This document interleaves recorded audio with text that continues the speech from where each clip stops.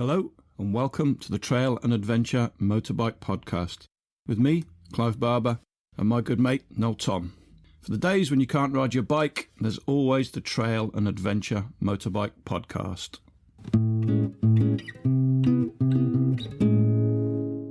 Welcome back to this episode of the Trail and Adventure Motorbike Podcast.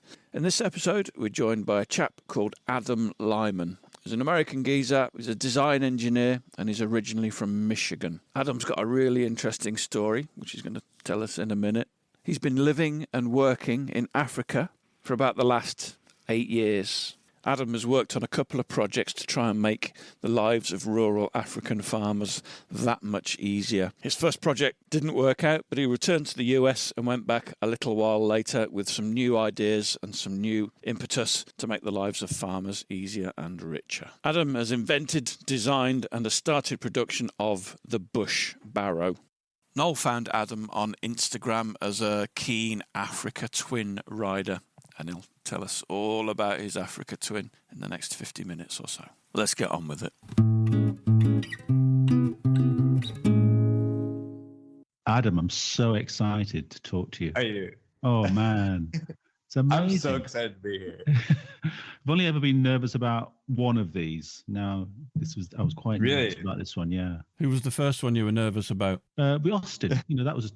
Vince was a big deal for us. I was nervous about that. But you're a big deal to me. Hopefully it lives up to it. Clive sent me an article earlier today, and I said, look, I'm not going to read it because I've sort of know what Adam puts on Instagram. I know about his life a little bit, but I don't really know the whole story, even though we're best friends on the internet. Exactly. Yes. It's very complicated. Even my best friends don't know the whole story. So maybe before you introduce yourself, Adam, maybe I should talk about how I came across you. And it was probably either I was searching Africa Twin hashtags, or maybe Instagram just knew what I wanted to see, which often does. But I saw a picture of a dusty Africa Twin, and it with big block knobblies. It was the big block knobblies that really pulled me in. Got in touch with you and I said, what kind of tires? And you told me that they were Kendas at the time. Yeah. And then it just got me thinking, who's this? An American man in Africa? What the hell is going on? But there was so much more to it than that. I wanted to know the story from the very beginning about how you even ended up there. So I started when I was 23. I worked on my first project for about 2.5 years. At that point, I was about 25, 26. So you went to Zambia and then went back to the States to study? Yes. And then... Still no motorcycle at this point? Oh, I had several in the States. I was already well into motorcycle. But none in Africa? Not in Africa. I was gearing up.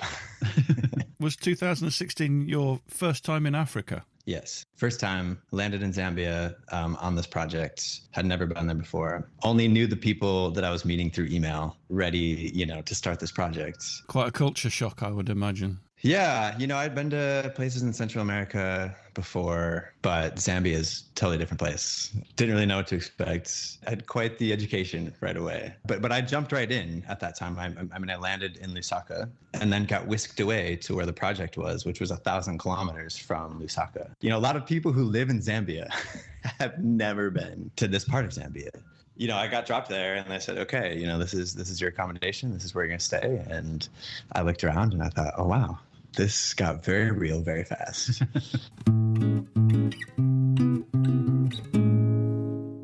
That picture I would have seen of you traveling on that bike, that was just you sort of getting to where you needed to go. That wasn't you doing a tour of Africa. So I bought the bike in Cape Town. Yeah. And I rode it up to Zambia to start the project, basically. That was the pre-project phase. So basically, I was like, I'm going to start this new project. I'm going to need something to ride around on or drive around on. I knew it was going to be long-term, and I loved bikes, and I loved traveling and exploring with bikes. And I knew that was going to be something that I wanted to have if I was going to be there for a while. To explore the area, just to have fun on, to tinker with. Back in Michigan as a kid, was motorcycles your sort of way into engineering to begin with? It started with Jeeps, actually. So I think in about 8th grade, I started working on, my dad had an old CJ2A, a 1946 Willys Jeep, and, just started working on that from a young age. Would he encourage you into that, or did you just have a desire to do it? I just got into that, because funny story, I would have been in grade school at that time. One of my friends We were, messing around as you do when you're a teenager, driving around the backyard. I'm thinking Michigan backyards are a bit bigger than the average backyard in the UK. Yeah, it was an old farmhouse and there was, some woods in the back. It was kind of, what you might see in a movie. And one of my friends ran it into a tree and bent the frame. Of your dad's car? Yes, of this Jeep. The idea was to do a frame swap on it. This is Ferris Bueller. Your life is based on a Ferris Bueller film. I'm telling you, there are layers here, many layers. And so basically, it was like we bent this frame. Let's swap it. And like a lot of projects as an adult, those things tend to sit out back and are more aspirations, And I think as a teenager, I was like, Dad, come on, let's do this. And I wanted to spearhead that project, so I dug the frame out of the backyard and started sanding it down and painting it and getting it ready to do some kind of swap. And that was all going fine until I turned 16 and then got my own car and then started on that. That sort of took priority from the Jeep project. And then towards the end of high school, I discovered motorcycles. I love your story about when you first rode a motorcycle, because one thing that people need to do is to go to your Instagram. You use Instagram in a really interesting way because you put amazing photographs on there of your travels and your projects, but also you write essays for every posting. Do people read them? I've read a lot today. Noel's been reading them for years by the sound of things. Noel's been stalking. Your writing's really good. And I don't often read long posts. In fact, I never read long posts, but there was something about yours that made them quite compelling. I really enjoyed them. But yeah, the way you described the first time riding a motorbike was like, yeah, that's exactly right. I think you said something like, it was like flying, like I was flying. And it was that was the moment that you knew that's it. It's motorbikes for me. And I think all of us have probably had a very similar thing. I certainly did on a Mickey Pugh's Honda Dax in a field. That's all it took. Yeah, I don't think I've ever been so sure of anything as when I got off of that Honda Nighthawk and said, okay. I called my dad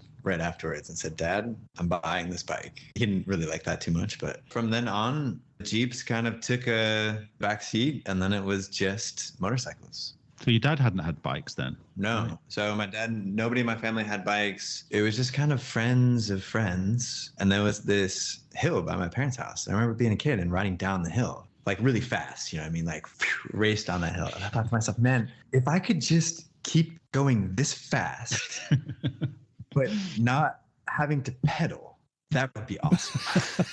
I got on a moped and that was okay. But it was only when I got on my friend's motorbike where things really took off. And a Nighthawk, is that kind of a little cruisy bike? Yeah, it's like a standard, I think it's equivalent to a Hawk. Yeah, I think we have it as a CM 250, maybe something like that. It's a very classic looking, basic 450, but it had the cool, Honda did a bunch of stuff in the States to try to compete with Harley. And so it had this cool seat and this really nice design. It looked like something out of an 80s movie, and I just loved it. Somebody was berating me the other day for not having seen Easy Rider. It's kind of a weird movie.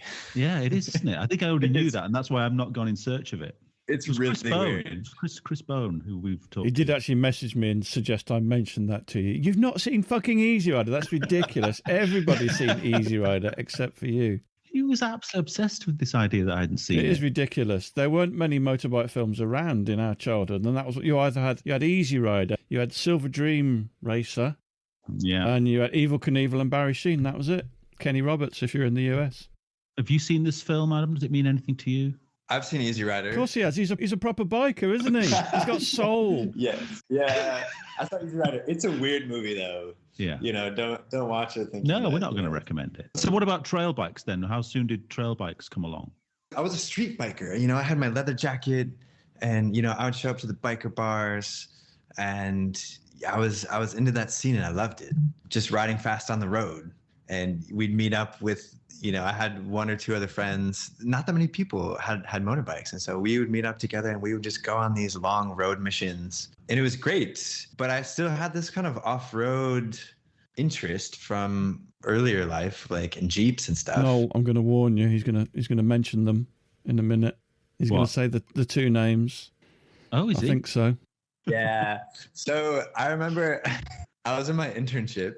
I just bought that black Honda. And my mentor was also into bikes. And he said, have you seen Obi-Wan and Trip around the world? Much prefer it said like that. Let's only refer to them as that from now on. And I said, what? And so sure enough, I looked into it. And like many things, I remember that exact moment that I watched the first episode. And I thought immediately, I am doing this. Hands down, like this is going to happen. I'm doing like it. I didn't even get that far into the first episode. I think I got through maybe the intro of the, and I was like, okay, this is it. I'm doing it. But I had no experience at that time, because I didn't grow up dirt biking. I had no experience off-road motorcycling. I had no idea about the GS bikes because people in the street motorcycle world, they didn't talk about that stuff. And meanwhile, this was in 2012. And so ADV wasn't a big thing. You didn't see a bunch of guys driving around in GSs because those films were still like they'd been out, but it's not like they'd been popularized. That was a little bit even probably before Instagram. And so I knew nothing about these bikes. And I thought, funnily enough, that I had to have a GS in order for this to happen. I was like, I got to have a GS. At that stage in the States, what did people think of the GS? Did you see many of them around? I think it looked like, because if you saw somebody on a GS, they were probably wearing the full uniform, like spaceman outfit with the aluminum talk box. And I was probably looked at them thinking that they didn't know which planet they were coming from. And so it wasn't on my radar and I didn't know what to do. And I was actually devastated at first because I thought, well, how am I going to do this? Because I'm never going to be able to afford a BMW. And I was looking online and, so that would have been in June, July, whatever, the summer of 2012. That fall when I was back in university, I was just scouring the used bike market. Like, I got to get me one of these things. GSs were too expensive. And then somewhere on the internet, I ran into Alex Chacon and his KLR website. And that was the beginning of my KLR days. And I thought, holy shit, I know Japanese bikes. I'm a Japanese bike guy. Here's a Japanese bike adventure bike. Like, I can actually do this now. I went and got one. In 1987, the first year they came out, $1,800. I'd never ridden off-road. I didn't know how to do any of that. I never owned a bike with a chain. I didn't know how to change a tire. I mean, I'm telling you, I was a leather jacket road motorcyclist. Like, I had no idea what I was doing. But I figured if I bought an old KLR, I would learn pretty fast. Did you do a trip on that bike? Yeah, I drove around Lake Superior on that bike. That was my first little mini adventure. And I had no idea what I was doing. You kind of put it together from the internet photos. Like, I had an old ammo case as my top box. And I just chucked some stuff in there. But I had the tire irons, but I didn't know how to use them. And I was a little bit terrified of going off-road because I didn't actually know how to ride off-road. And so, I remember my first off-road experience was in sand. That bike is so top heavy. So imagine someone who doesn't know what they're doing. I was like paddling in the sand and that bike was just like flopping back and forth. And I just remember thinking, this is not fun. Like, who does this for fun? What is going on? Like, why do people do this? Were you cursing Obi-Wan Kenobi in your helmet? This is not the motorbike experience you were looking for. But this was all a really good apprenticeship for your Africa Twin, though, wasn't it? The Africa Twin is really just like, if the KLR was a real motorcycle, it would be an Africa Twin, I think, is how I would put it. It has a massive following, though, doesn't it, the KLR in North America? Yeah, it's crazy. But, my theory is that the Africa Twin, never made it to the States. And so people just tried to engineer the KLR into being an Africa Twin. And like make it a little bit more suitable and a little bit less shitty in order to do stuff. But yeah, it's mad following. We can't buy them in the UK, can we? KLRs, no, it's an import, and I've never seen one. Really? Yeah, there must be some around, but they're quite rare, I think. You bought your Africa Twin during Cape Town. Yes. Did you go in search of it, or was it an accidental buy? It wasn't so much an accident, but it was the second option. I was looking at two bikes. I was looking at the GS 1150. Going back to the Obi-Wan roots, like I could be just like Obi-Wan with the 1150. It was the special model with the dual tone seat in the whole, straight out of 2003. And that one was in Joburg. And so my whole plan was to fly from Lusaka to Joburg, pick up this bike and drive it to Zambia. But I fly down there and I look at the GS and I get on and I'm like, I hated it. I just really did not. Some guys really love the GS. I could not stand it. It was massive. It was a bit clunky. Zambia is so big and I was going to have to ride so far. I wanted to be able to ride nicely at high speeds.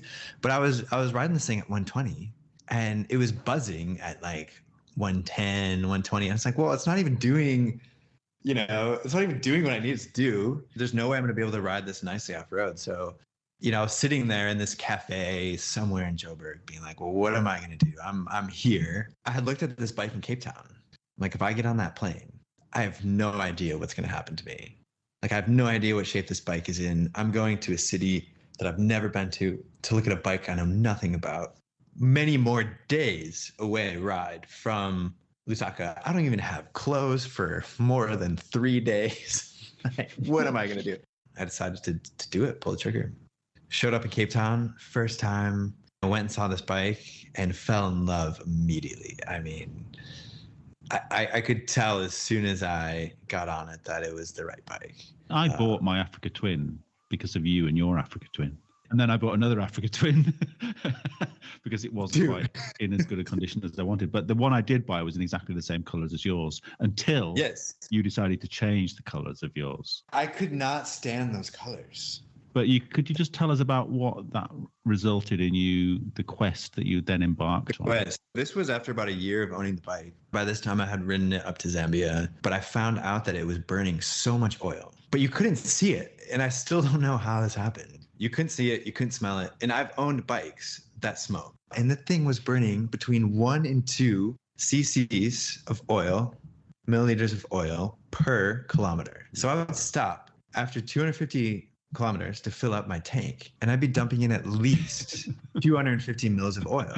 It was crazy. And I mean, if I went on a trip in the middle of nowhere, I had to bring so much, like half of my pannier, actually like almost an entire pannier was oil, because of course you're riding harder, you're using more oil, and then you can't find oil in these places because nobody has a car, nobody has a bike. I can't continue like this. I'm gonna have to rebuild the engine.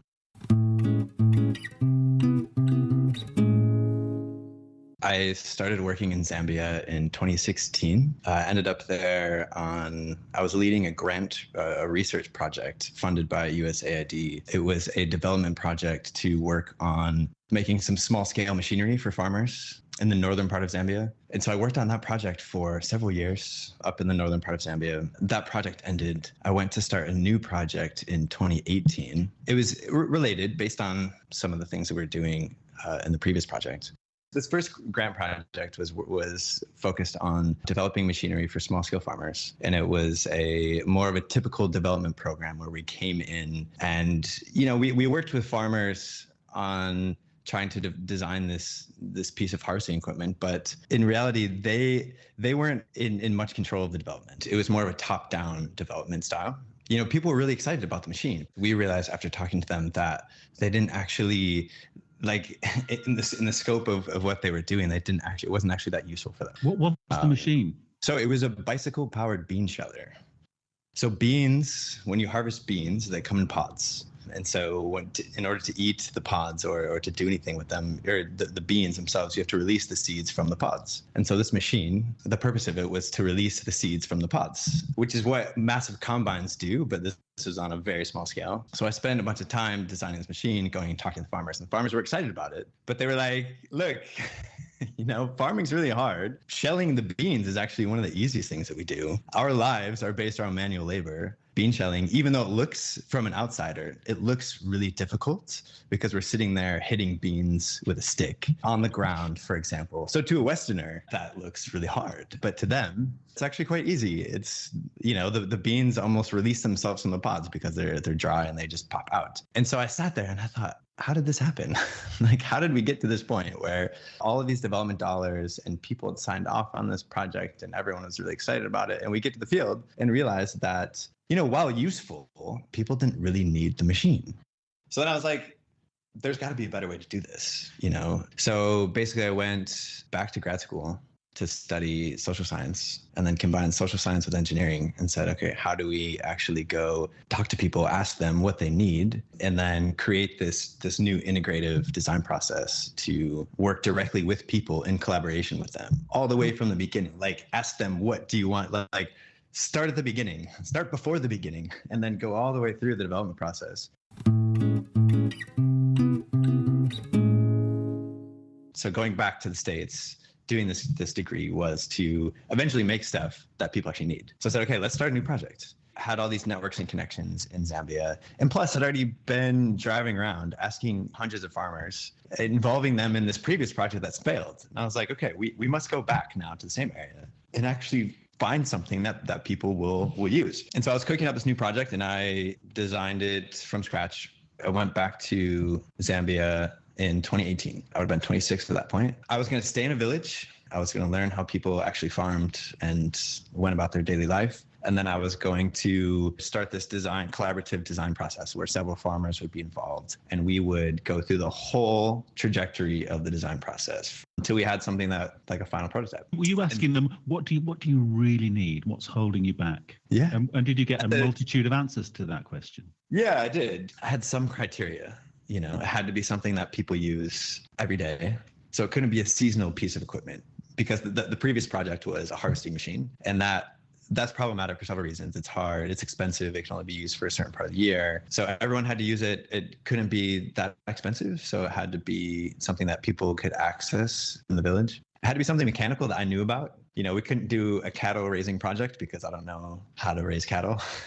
So I had to do something with engineering. So some people had several ideas. And one of them was, can we make some kind of wheelbarrow? And I said, that's actually a great idea. But to start that project, I'm going to need some type of transportation to get me around. And the village you're in, can you just describe the village? Because it always looked very basic. Yeah, it was about 80 kilometers away from the town of Kusama. It was very rural.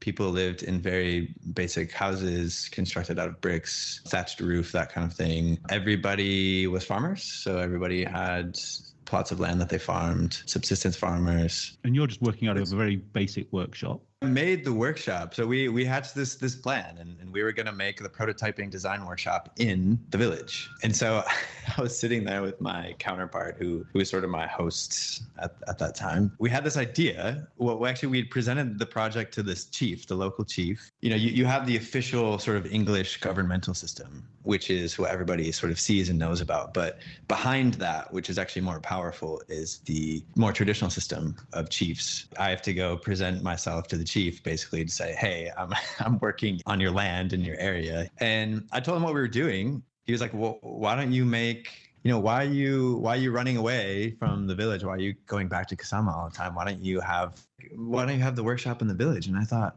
well, I mean, for starters, there's no electricity in the village anywhere. And he said, I mean, as if he was ready for that question or statement. He was like, well, get a generator. And I thought, oh, actually. And then I remember I looked over at my partner, Alan, and we looked at each other and we're like, oh, this might actually work. And we had a lunch afterwards and we sat there and he said, well, I've got this. He had been constructing this chicken house in his backyard and it was half built structure. He's like, well, I've got that, you know, already half built. Why don't we use that? We did it in the traditional construction style. All the guys there make their own bricks. They make their own roofs. So they go to the forest and they cut down the trees and they sit there with the saw and take the planks out of the tree and then, you know, put it up on the house and then thatch the roof. I was helping Alan do all this stuff, just being like, it was incredible because, you know, of course, I don't usually cut the planks. You know, you go to the store and you buy the planks. And it was my home office workshop. We had a welding shade fabrication center outside, basically the same footprint as the inside on the outside. We got to work. We started with a couple prototypes. I was working with 13 farmers that were part of the group. And so they would come in, we would come up with ideas, we'd come up with these concepts, and then they would go home with the prototypes and they would use them. And then they'd come back and they'd say, this worked, this didn't work, we should try this, we should try that. And then I would watch them use it and say, oh, I bet if we changed the wheels in this way or the handles in this way, it'd be easier to maneuver, whatever. And so we just, all of us together, just brought all our ideas and collaboratively kept designing and iterating throughout the process, which ended up taking, with COVID in there, about 3 years. So we should probably tell people what the Bush Barrow is, because the English idea of what a wheelbarrow looks like is you've got a 12-inch wheel on the front of this thing with two handles that you lift up, and it's maybe 3 foot long or something, 2 foot long or something like that. And the Bush Barrow is something very different. It's very different. And maybe I should probably paint a picture of the context here. It's so hard for me because it's so, like, I've lived there for so long. It's a whole different situation. So basically everybody there collects water every single day for all the stuff that they do. So cooking, drinking, cleaning, you name it. It comes not from your house, it comes from the river. And so there's a water source. It's in this forested area, anywhere from 15 to 45 minutes walk away from people's house. And so, you know, in the mornings and the afternoons, there's a bunch of traffic, people walking with buckets down to the river to go get water for the day or take their washing down or take their laundry, whatever. So there's a lot of stuff to move at all times, from water to firewood. So everybody's cooking over an open fire, mostly firewood. And so people have to move their firewood from faraway areas because, of course, if it was close by, it's probably already been taken. So the firewood's got to come from far away. That's 2 hours dedicated to sourcing water. Yes, or more, depending on the size of the family. We need to go back to the Barrow because it looks as though the Barrow has really taken off now from its early sort of days. Barrow has turned into a bit of an enterprise now. So I left Zambia in 2020, end of 2021. I'd finished the research project. We had come up as a group. We had come up with our final design of the Bush Barrow. And, you know, as I was beginning to explain earlier, the Bush Barrow is really designed, it's like a totally different concept than what people normally think of with the traditional wheelbarrow. So this thing is really designed to move heavy, really heavy loads, like 100 kgs plus, very long distances over really rough terrain. For example, moving 150 kilos of water, 45 minutes from the river, up the washed out dirt track through the bush path to your house. It's actually really interesting if you look up the evolution of wheelbarrows. It sounds boring, but it is so interesting. Are people using barrows in any form already? They must be, surely. So the traditional European wheelbarrow was really designed as a job site tool. Think of it like that. So I've got to move cement or whatever else from here to the opposite end of the yard, dump it, come back, go back for it. Whereas in China, during a similar time period, in the 1800s, they designed the wheelbarrow as a transportation device, like a vehicle, like a manual vehicle. So think of a bike, like how a bicycle is a manual version of a car. The Chinese wheelbarrow is a manual cargo mobility device. So the thing is meant to travel long distances that a regular wheelbarrow is just not. A regular wheelbarrow doesn't make any, like, not even close to sense in Zambia, because after walking across the yard with wheelbarrow, your arms hurt, your shoulders hurt, because the weight is placed between you and the wheel. Because the wheelbarrow is actually an evolution of a hand barrow, which is a stretcher with two dudes holding a stretcher. The wheelbarrow is just you put a wheel where the other person is, and then off you go. So it's really terrible to move any kind of weight long distances with this thing, because you're carrying most of the load. Whereas on a Chinese wheelbarrow, the load is placed directly on the wheels. So it's much easier to move. And so it's a very simple thing, but that's the main difference. So the Bush Barrow is a massive, like if you think of a dumpster, like a trapezoidal dumpster shape, it is scaled down. What were the things? Did they used to use those things in London where they were like cabs, weren't they? And people would sit in them and get, like the rickshaw, isn't it, pretty much? Yeah, so it's kind of like a rickshaw. But the thing is, with rickshaws, it's one thing to carry heavy stuff on pavement. It's another thing to carry it off-road now. It's got big motorbike wheels. We're using 21-inch wheels now. It rolls really nicely. It's got real tires, real bearings. I've seen people in Zambia move 500 kgs with this thing. Wow. If you're used to carrying the stuff on your head, this is a huge, huge deal. You've taken on premises to build these now? In Cape Town, yeah. Yeah. The motorcycles and this whole project were so intertwined because I'd spent all this time in Cape Town rebuilding this bike that I realized that South Africa and Cape Town is a great place to manufacture stuff because you have all these small independent shops that do stuff like powder coating, sandblasting, engineering, welding, like all of these little stores you can walk into, which I had never seen before in the States. Those shops don't exist anymore. Me rebuilding this bike allowed me to see that there's actually a really good industry here to manufacture stuff. So I moved to Cape Town almost exactly a year ago. Showed up on the Africa Twin from Zambia via Angola to set up the business here. I'm still running it in Zambia as well. How often do you go home now? I'm planning on going at least once a year. And as that over the years you've been there and traveling backwards and forwards, has the sort of the culture shock eased, or does it hit you every time? It hits every time in ways that you don't expect. Before I was in Zambia, which is like really non-Western, and so like hardcore non-Western. Well, when I think about your life in Zambia, I just think about your leaking generator with the petrol tank that had vibrated itself to death, and you're just being watched by hens and a group of kids the whole time, and you've got ants crawling all over you, and I imagine it's very different to where you are now. South Africa is kind of this funny like third culture where it's sort of in between, and there are certainly Western components, but then you don't have to go far at all. Sometimes just outside your door to then see the non-Western components. People in the States and then in the Western world are so isolated from like a non-Western existence. What I find really interesting about South Africans is like they grow up in that space and they get it. So it took me years to get to that point, and they're just like, yeah, this is what we do. This is normal. And I'm just like, what?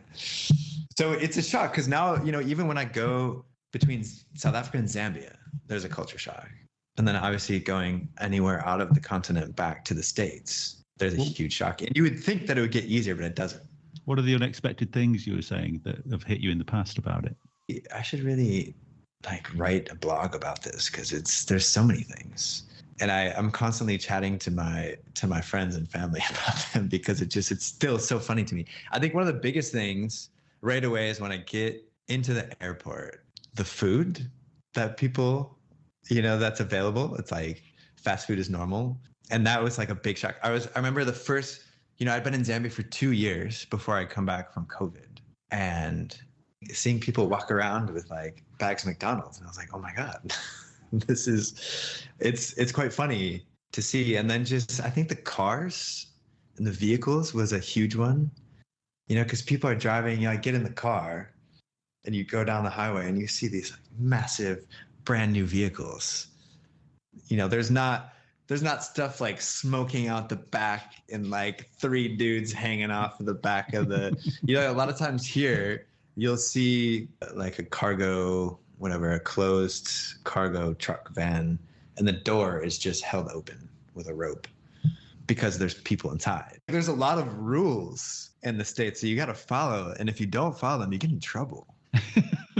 The riding over there must be incredible because you've got vast swathes of open, rough area, and presumably you can pretty much, within reason, ride where you want, I guess. Zambia, definitely. South Africa is a bit more gated off, but Zambia blew my mind. If you want real adventure on a motorcycle, go drive around off-road in Zambia because you can go just about anywhere you want.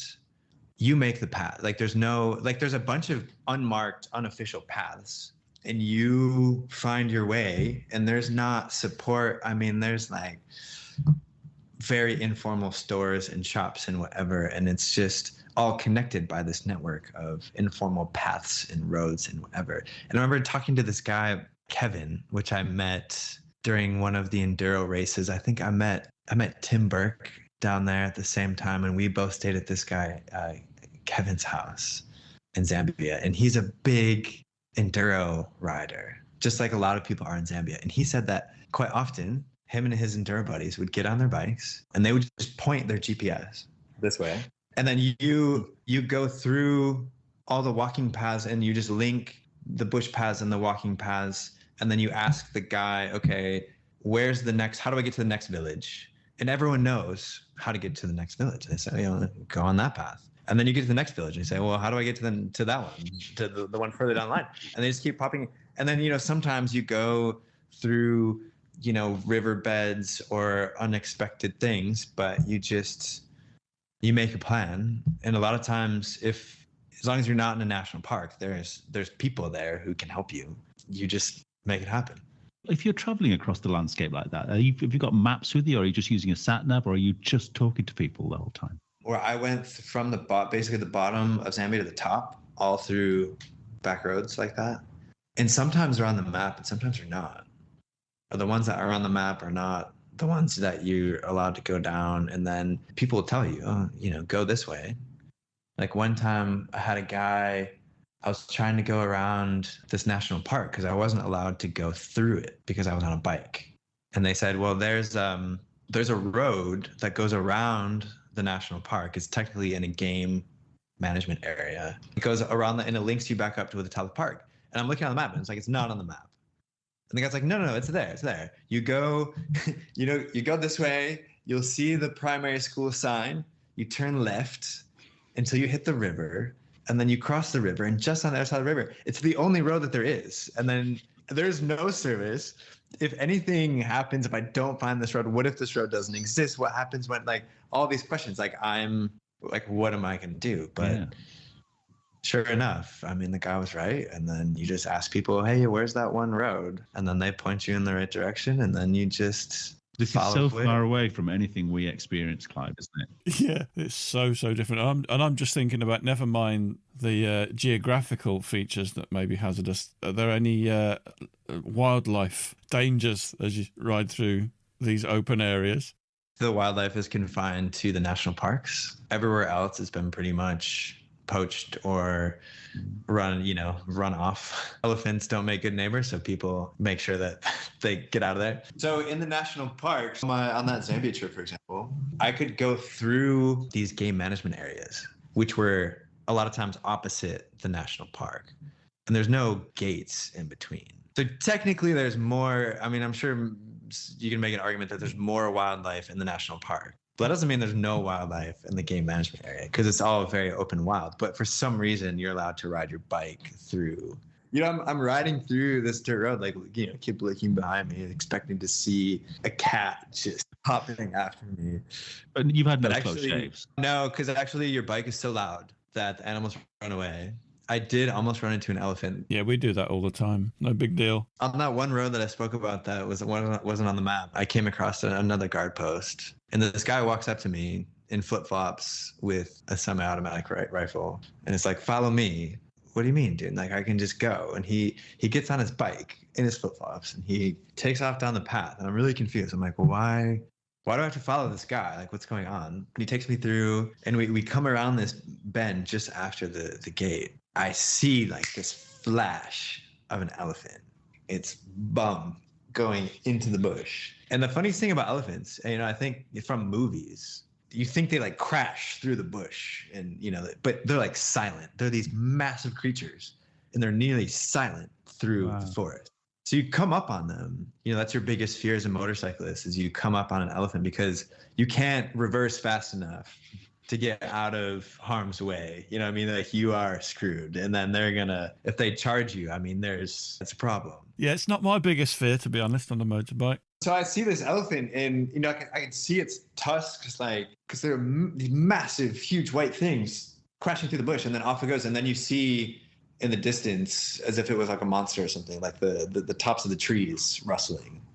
And then I realized why that guy was leading me through on the bicycle, because we might run into elephants. How are you ever going to assimilate back into American life? Yeah, it's quite difficult because, you have these experiences and then it's so different. What do your family think of your life out there? I think they're still wondering what I'm doing. It's just a phase. It's just a phase. Yeah, exactly. Yeah, I think they're still wondering when I'm going to, come back to the States and get a real job. But they've been out to see you, haven't they? Yeah, my parents came out in 2020, just before COVID. They came all the way to the village to visit the village. I don't know what I was thinking, but I put both my parents on a bus up to the village, which is 16 hours. And the thing, I've been on so many buses before that time. And that bus, of course, when they were on it, broke down in the middle of like nowhere. But they must have left with a better understanding of why you were there and what you were doing, what it was all about. I think so. I think it made my mother more frightened after seeing just exactly how I was living and the conditions in which I was actually working. So yeah, I think that made everyone a little bit more concerned, actually. Oh gosh, all right. Which yeah, was the plan, presumably. That wasn't the plan.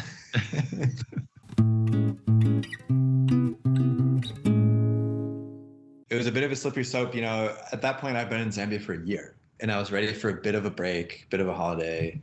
And so, let me go back to Cape Town. I had met some friends there when I picked the bike up the first time. So, let me go back during Christmas, take a bit of a break, and then rebuild my motorcycle while I'm at it. So I'll pull the engine out, and then I'll take it with me when I go, get it rebuilt, and then bring it back and plug it back in. So it became a bit of a slippery slope, because I thought, well, if I'm going to take the engine, might as well take the frame. The frame's a bit rusty. If I'm going to take the frame, I cannot stand this paint job. Might as well take the tank and a few plastics. And so it just turned into this, shell of a bike that had the frame and the engine, and then I put the tank on the frame.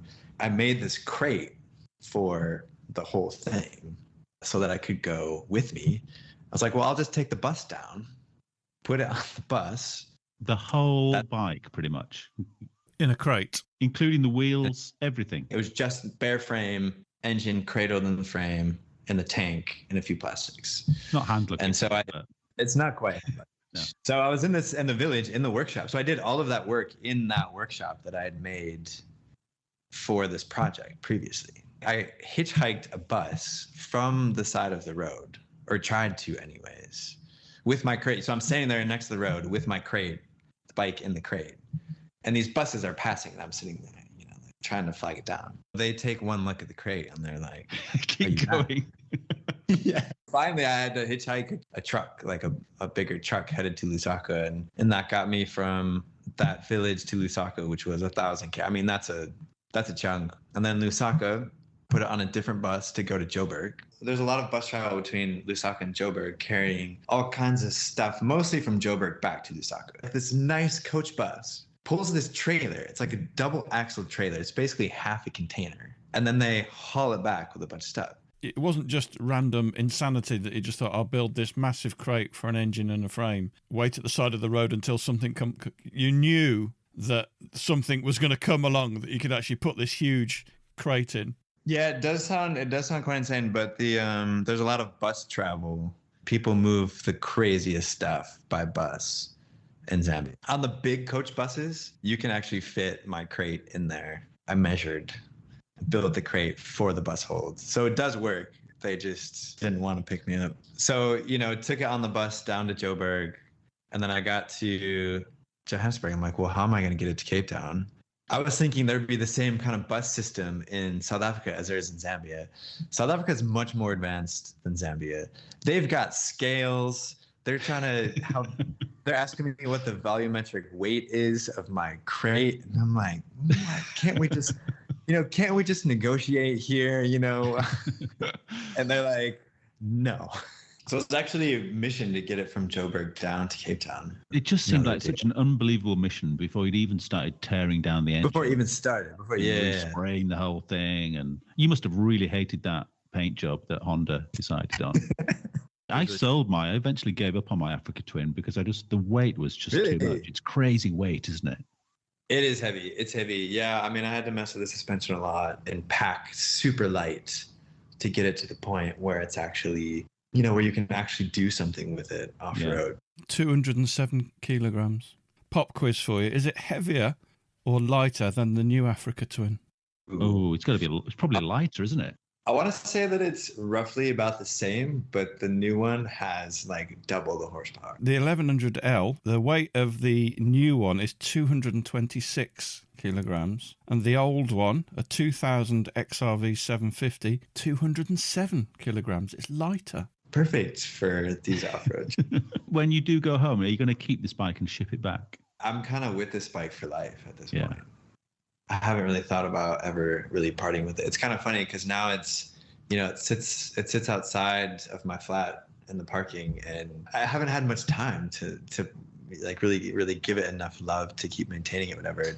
But I've never once thought about like, oh, I'm gonna have to sell this, because like that's just not an option. You know what I mean? Like it's just like an old partner that you're stuck with, even if it gets a little bit long on the tooth. Like that's your bike. Like you can't, you're not gonna. Yeah, a bit like Clive and his. I won't say wife. A bit like Clive and his KTM. I was going to say it's a bit like these two old podcast guys that are sick of the sight of each other. They just have no option but to carry on. Yeah, pretty much. I mean, after all I've been through with that bike, I feel like that's it, man. You've got to grow old with it. You've got to take it back. I mean, it's the ultimate souvenir to go home with, isn't it? It is. But, if things... I don't foresee myself ever leaving the continent forever and going back and never coming back. Are you completely self-taught, Adam? Yeah, actually. I was tinkering around with stuff when I was a teenager. But what really taught me was getting that old KLR that was just breaking left and right. And I worked with my friend. Soon after the Obi-Wan documentary, I infected my motorcycle friend. I said the same thing to him. I was like, you must see Obi-Wan and his trip around the world. So, it was like funny. It was like the same thing happened with him. And then he bought a KLR. And then we're sitting, we're in engineering together. We're sitting in the lab, computer lab, scheming of going to Alaska when we graduated college, which we ended up doing. But we got these bikes, these old KLRs, and we spent months, almost a whole academic year in his garage building or repairing these bikes, getting them ready for this trip. And his dad was a mechanic, but he was that old school mechanic that's got like 100 one-liners of mechanical related stuff, because if you're a mechanic or managing mechanics, you've got all kinds of sassy one-liners about tightening the thing and this and that. And going 10% down on the torque settings. Just like all these things, and giving people shit for not knowing what they're doing and this and that. He loved that stuff.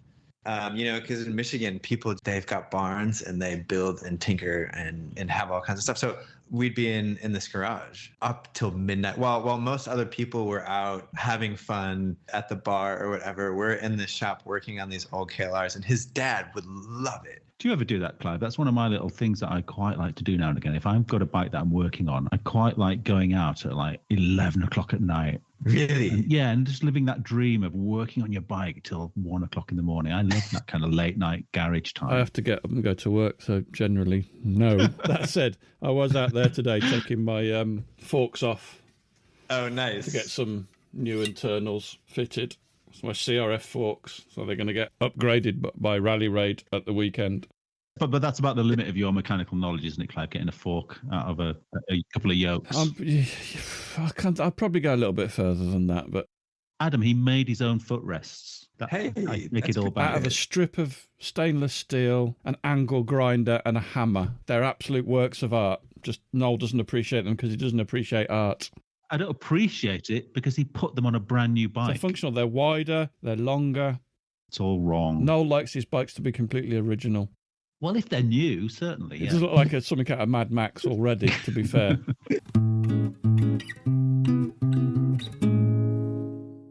you have a plan, Adam? Are you going to stay there for the next sort of 5-10 years, or have you not really made a plan? The idea is definitely to stay here for at least the next 5 and just see what happens with this project.